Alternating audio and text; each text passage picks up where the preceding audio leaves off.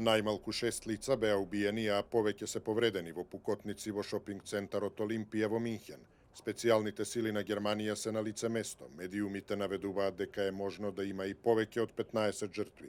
Властите предупредуваат на опасност од нови напади. Очевидци пријавиле дека виделе 3 лица со огнено оружје како бегаат. Пукотниците почнале нешто пред 18 часот во ресторан за брза храна во трговскиот центар.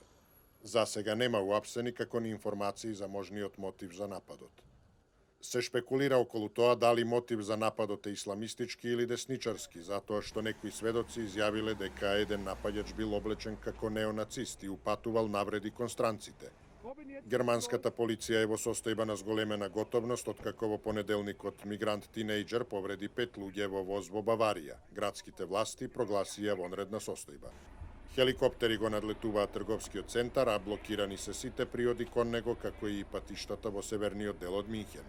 Трговскиот центар Олимпија се наоѓа во средиште на стамбена населба.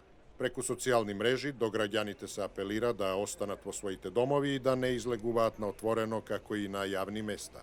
Не работи ни градското метро, а и железничката станица во градот е затворена.